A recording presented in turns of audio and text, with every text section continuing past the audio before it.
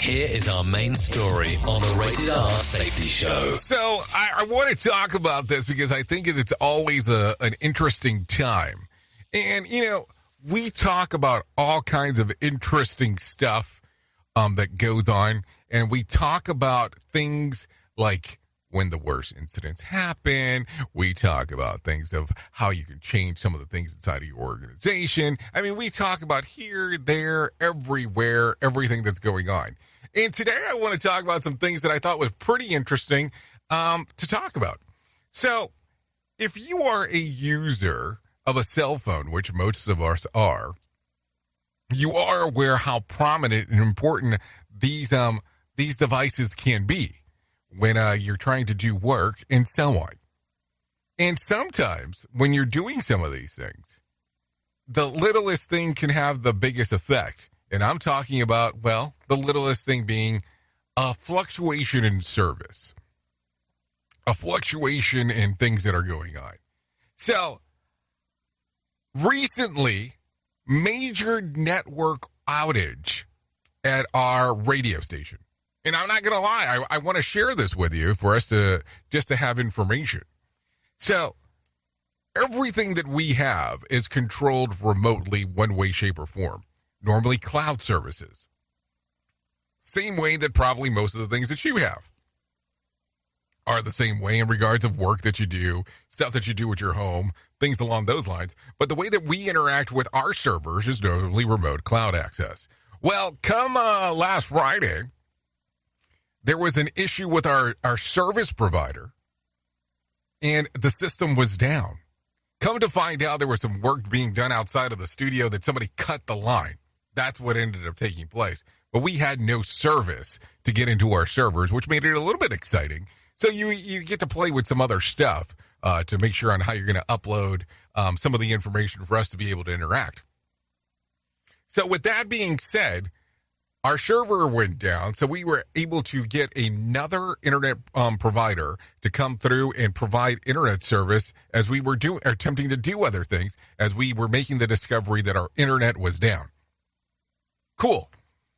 All of a sudden, boom, when we put the newer system into our network, it caused the network to go caboodle because it didn't understand what was going on. All of a sudden, now we had two forms of internet coming into one system that the network was saying, what did you just do here? Causing it to go, I don't know. One is down and one is up. And here's the fun part. I don't mention this to be braggadocious, to be like, hey, yeah, I was able to get two internet service providers in a relatively quick period of time. That's not what I'm talking about. What I'm talking about is that sometimes we have things in place that we would consider fail-safes. I have a fail-safe in regards of a hotspot on a phone that might be able to assist with some of the things that are going on. Sometimes those are sufficient, sometimes they're not. What I'm talking about here is that sometimes we have to make other plans to make sure that our fail-safes are in place for other things to be able to work. But what happens when the fail-safe causes an issue? You see the change in systems there? You see the change in pace there? Now, that's the thing. Here's the thing. When we start talking about having fail-safes, safeguards, in regards of verifying how our systems will work, how do you ever test them? Yeah, you heard me there. How do you test them?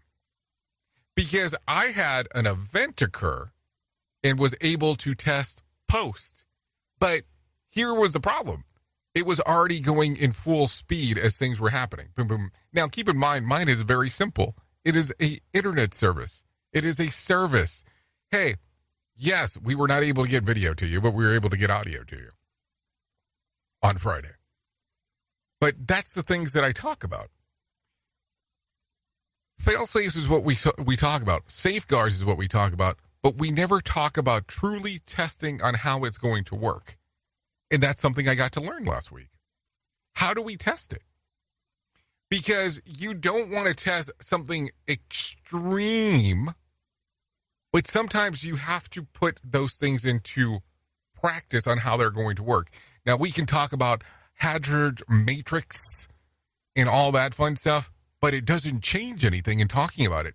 It's about the testing on how the protocol will work. So here's my question to you.